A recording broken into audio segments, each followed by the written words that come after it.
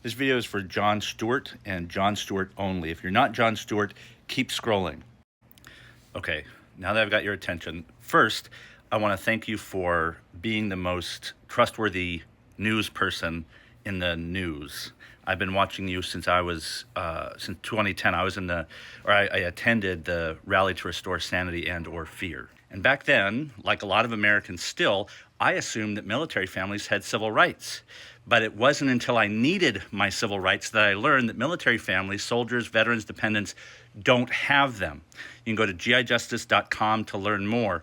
But right now I want to talk to you specifically about this lawsuit that I filed against my Oregon officials who have deprived me and conspired to deprive me of constitutional rights I'm supposed to have as an American, but especially as someone who fought and worked to produce those rights for others, only to discover that I don't have them myself. So let me say that again. We live in a democracy that deprives its own service members of the rights their service secures. It's like we got rid of slavery. We struck down Jim Crow and Jane Crow. But when the draft ended in 1974, 10 years after we got the 1964 Civil Rights Act passed, in 74, we passed the first affirmative action bill for veterans, but it was worthless.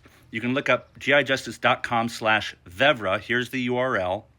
And you'll see that Sandra Day O'Connor, as a retired justice helping the other lower courts, she found that VEVRA, which is Employment Discrimination Protections for Veterans, was, quote, no law at all, because there was no reasonable standard to hold agencies and employers accountable. Fast forward to 2009, we don't have hate crimes protections, even though we have an entire section, 4712, that was supposed to be dedicated to service members and their families being protected from hate crimes. So I'll say that again to be clear. In 2009, the Matthew Shepard and James Byrd Jr. Hate Crimes Prevention Act, signed by President Obama on October 28th, we had already in that bill secured equal status with other protected classes for military families. You can look that up at gijustice.com. It has something to do with Jeff Sessions. It's almost comical in its absolute stupidity. Military families have been a protected class since 2009, and my senators, Jeff Merkley and Ron Wyden, have been in office so long that they were there to vote yes on it.